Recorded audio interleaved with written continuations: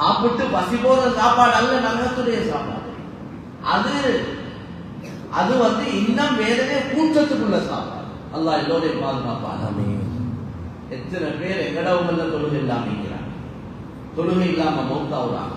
மார்க்க சட்டப்படி உலமாக்கிட்ட கேட்டு பாருங்க, குர்ஆன் ஹதீஸை வச்சுதான் இந்த ஃபத்வாக்கள். 5 நேரம் தொழுக கடமை என்று விளங்கியும் ஒருத்தர் தொழாம மௌத்தாவினா அவரை குளிப்பாட்ட தேவையில்லை, கஃன் செய்ய தேவையில்லை, தொழுவிக்க தேவையில்லை. ஒரு பூனை குட்டி செத்தா எங்கேயாவது ஒரு புளிய தோண்டி அடக்குற மாதிரி அதை அப்படியே புதைச்சி விட்டா சரி. தொழாத மனிதன் அப்படி அடக்கணும். ஆனா நாங்க யாரும் அப்படி செய்யறது இல்லை. ஏன்னா அந்த அளவு முக்கியமான ஒரு அமல் தான் தொழுகை. எவ்வளவு பேர் இருக்கிற சகோதரர்கள் சகோதரிகள் தொழுகை இல்லாம இருக்கிறார்.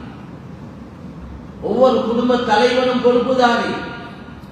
மாப்பிள்ளையோட வேலை சல்லி சம்பாதிச்சு வீடு கட்டி வாகனம் வாங்கி நல்லா தின்ன குடிக்க கொடுக்கிறது மட்டும் இல்ல, அதுக்கு மேலாக இன்னொரு பொறுப்பு இருக்கு. ஓ அன்ஃபுஸகும் வஅஹ்லீகும் நாரா. குடும்ப தலைவனை பார்த்து தான் சொல்றாங்க, மாப்பிள்ளமார பார்த்து சொல்றேன். உங்களோட பொறுப்பு உங்களையும் உங்களோட பொறுப்புல இருக்கிற மனைவி மக்களையும் நரக நெருப்புல இருந்து பாதுகாக்கிறது உங்களோட பொறுப்பு. மனைவி மக்களுக்கு தீன சொல்லணும், வீட்டுல அப்படி ஒரு சூழலை உருவாக்கணும், வீட்டுல மனைவி மக்களோடு இருந்து குர்ஆன் ஹதீஸை ஞாபகப்படுத்தணும். வதுகுர்ன மா யுத்லா ஃபீ புயூதிகுன்ன மின் ஆயாத்தில்லாஹி வல் ஹிக்மா. குர்ஆன் அல்லாஹ் சொல்றான், ரசூலுல்லாஹ் மனைவிமாருக்கு உங்களோட வீட்டுல குர்ஆன் ஹதீஸை ஞாபகப்படுத்து. உங்களுக்கு ஓதி காட்டப்படக்கூடிய குர்ஆன் ஹதீஸை வீட்டுல ஞாபகப்படுத்தணும். பிள்ளைகளோட இருந்து தர்பியத் செய்யணும். நல்ல ஒழுக்கங்களை நல்ல பண்பாடுகளை பிள்ளைங்க ஓதல் படிப்பு எல்லாத்திலையும் கவனம் செலுத்தும். எங்களோட பிள்ளைகள் தான் அல்லாஹ் தந்த பெரிய சொத்து. எங்களால சாதிக்க இயலாத பல சாதனைகளை எங்களோட பிள்ளைகளை கொண்டு சாதிக்க இன்ஷா அல்லாஹ். நல்ல திறமையான பிள்ளைகள். இந்த காலத்துல மாதிரி இல்லை, இப்போ உள்ள பிள்ளைகள் அல்லாஹ் காலத்துக்கு ஏற்ற மாதிரி திறமைகள் அறிவு ஆற்றல் நுணுக்கங்களை கொடுத்திருக்கிறாங்க. நாங்க போன வச்சு கூட தரமாக பிள்ளைகள் எடுத்து என்னென்னமோ செஞ்சு காட்டுறாங்க. அவங்க படிச்சதும் இல்லை, அதை பார்த்ததும் இல்லை, கேட்லாக பார்த்ததும் இல்லை, அவங்க சொல்லித்தாராங்க. அதனால இந்த திறமையான பிள்ளைகளை சரியான வழியில வழி நடத்துற பொறுப்பு ஒவ்வொரு தாய்த்தனுடைய பொறுப்பு. வெறும் சிலவங்களுக்கு கொண்டாட்டி கூட குட்டிகளுக்கு கை கொடுக்க நேரமே இல்லை. இந்த நேரம் சம்பாதிக்கிறது தான். சம்பாதிக்க ஒரு கட்டாயம்.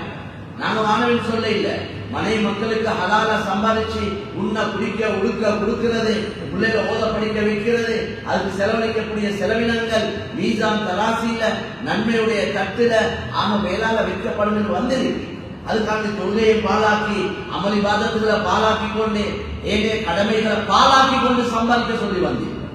அப்ப நாங்க ஒரு கடமையை மட்டும் செய்யறோம், அடுத்த கடமைகளை பாலாக்குறோம். அப்ப இந்த இதுக்கு நன்மை கிடைக்குது, அங்கதால பாவம் கிடைக்குது. அதனால கண்ணியமான சகோதரர்களே, அல்லாஹ்வின் நல்லடியார்களே, இந்த அடிப்படையில அல்லாஹ் குர்ஆன்ல நான் சொல்ல வந்த விஷயம் ரெண்டையும் தெளிவா விளங்கப்படுத்தி, சொர்க்கம் நரகம், நன்மை தீமை, ஹலால் ஹராம், வெற்றிக்கு வழி என்ன தோல்விக்கு வழி என்ன, இதெல்லாத்தையும் குர்ஆன் ஹதீஸ்ல விளங்கப்படுத்தி எங்களுக்கு நல்ல புத்திய தந்திருக்கிறார். சிந்திச்சு விளங்கி கொள்வது அகல். அடுத்தது எங்களுக்கு இஹ்தியாரி. இஹ்தியாரி என்பது எங்களோட சாய்ஸ், எங்களோட விருப்பம், எங்களோட இஷ்டம், எங்களோட இஷ்டப்படி செயல்படக்கூடிய ஒரு சந்தர்ப்பத்தை தந்திருக்கிறார். அடுத்தது நாங்க விரும்புறத அடையிறதுக்கு உடல் உறுப்புகளை சக்தியை தந்திருக்கிறார். கஸ்பியை சொல்லக்கூடிய உடல் உறுப்புகளை சக்தியை தந்திருக்கிறார்.